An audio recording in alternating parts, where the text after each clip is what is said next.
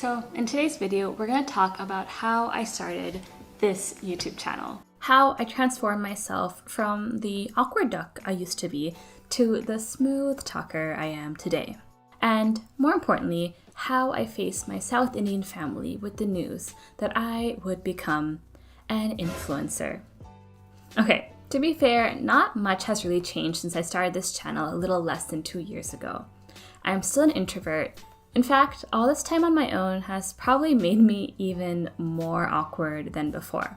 But we've come a long way, and for those of you who are thinking of starting your own channel, hopefully this will be that little push of motivation to help you get started. Specifically, I'll chat more about why I started this channel in the first place, and then we'll talk about how I first got myself to upload that first video, how I got over that fear of being judged online, and how over months I slowly developed my own style that allows me to maximize the parts of this process that I enjoy the most. And shout out to today's sponsor, Storyblocks. We'll get back to them in a little bit, but first let's get into the video. So I think there was something circulating on Twitter recently saying that nowadays kids want to be YouTubers when they grow up. But back in my day, in the age of Charlie Bit My Finger and this music video, I never seriously considered YouTube to be a viable career. But little did I know that by 2019, I'd be walking down the streets of SF with my bags packed, having just quit my tech job to become an entrepreneur. And I just wanted to go into this knowing that I was doing absolutely everything I could to make things work, even if that meant embarrassing myself on the internet for thousands to see. But yeah, basically I quit my job to start my consulting company, Haiku, and then this channel grew out of a need to promote that business and also to more broadly just build my personal brand. And with all this free time sitting at home, unemployed, I just needed something to do. Now, despite my ambitious dreams of entrepreneurship, it still took me several weeks to muster up the courage and upload that first video. Because every time I had a video idea, I'd ask myself, is this good enough? What if I embarrass myself? What if I say something wrong? But at this point, I was already set on making my channel, so it was really just a matter of starting. So one night, I just told myself, I have to upload a video tonight. No ifs, ands, or buts. So I screen recorded myself coding as far away from my roommates as possible and stayed up till 4 a.m. editing. And I probably rewarded myself the next day with some boba for my unrivaled bravery. And I didn't really have much to lose by uploading that first video. I only had 4 subscribers, all of which were me. No one else knew about my channel, and those who did watch my video, who had to bear through 6 minutes of this, had no idea who I was anyways. So yeah, my biggest piece of advice is just to start. It doesn't matter how high quality or how crappy that first video is. Things will just start getting a lot easier once you start uploading. And even after clicking upload, I was so nervous that people would discover my channel. My parents, my friends, my high school classmates. What would they think? What if they judge me? And that was a completely normal fear. We live our lives thinking that we have the spotlight on us, that everyone is staring at us, judging us for every flaw and mistake that we make.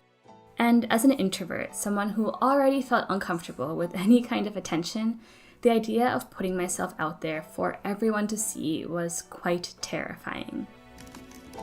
But one thing that actually helped me a lot with this was writing on Quora, which I started back in 2018. And just like with YouTube, it took me nearly a year to write my first answer. I was so scared that people would think that my ideas were dumb, or that I was a horrible writer, or that my advice wasn't helpful. But over that year, I ended up writing dozens of answers and started to love every part of the process. With the little nudges of validation from comments and upvotes, I slowly built up my confidence. I realized that my ideas might not be so dumb after all. And it was so surprising to see that so many people resonated with my experiences. And because of that, I started opening up. I became more and more comfortable sharing snippets of my life online. So yeah, if uploading videos on YouTube is scary, I'd highly recommend starting off with writing online. whether it's anonymously on Reddit or on Quora or a blog. It'll make the idea of sharing your ideas publicly a lot less scary. But if you look at some of my older videos, I was really awkward and stiff on camera. Even if I was getting more comfortable sharing my ideas online, speaking on such a public forum was another story. And even now, I'm not 100% comfortable in front of the camera, and I never film in front of family or my roommates.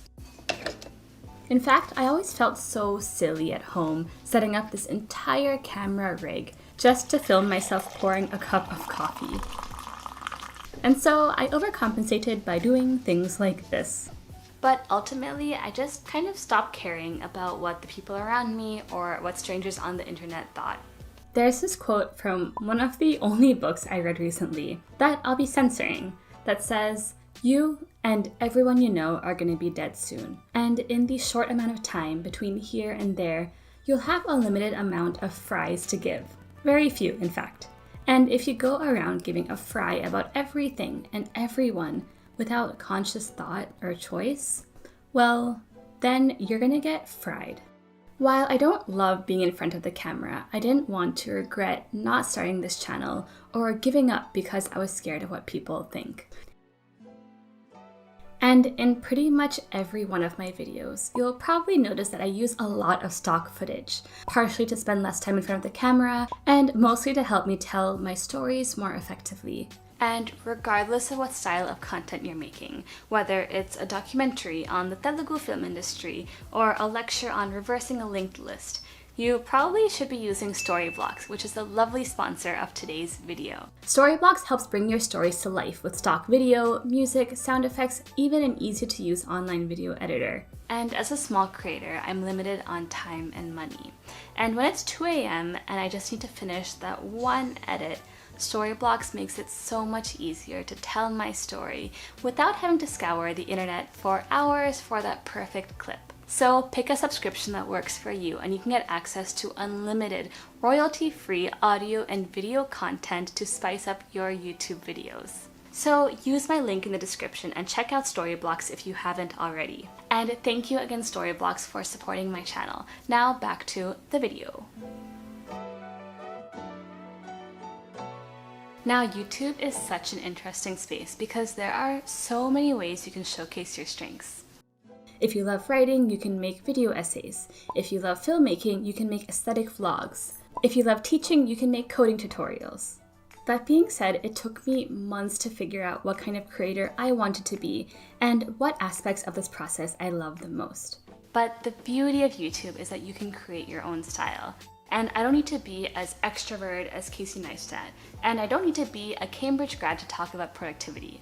For me, I don't love talking straight to the camera. But I love the creative aspect of making videos, of shooting aesthetic B-roll and finding the right music and experimenting with new types of edits. And now I've found ways to balance scripting and recording and going all out with editing. I've created my own style that's simple and moderately aesthetic that optimizes for what I love about this process. Now, it's easy for me to sit here all these months later and say that YouTube has changed my life. But it hasn't been easy, especially those first few months when I would put hours and hours into a video, but the numbers on my YouTube analytics wouldn't reflect that hard work. But YouTube has given me so much confidence. It's allowed me to be comfortable being a goofball and sharing what I love on the internet. It's allowed me to break out of my shell, to stop caring about what other people think. While I'll still be that quiet girl standing in the corner of the room at a party, I now have the space where I can be free to be myself.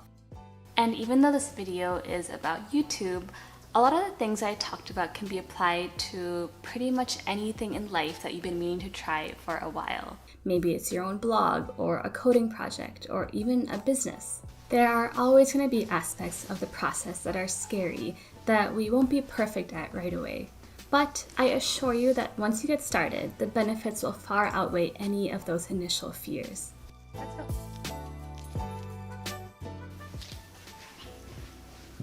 And yeah, that's it for today's video. Now, I want to know, for those of you who are thinking of starting your own YouTube channel, what is that one thing that's been holding you back? Or if you started your own channel, how did you overcome those fears?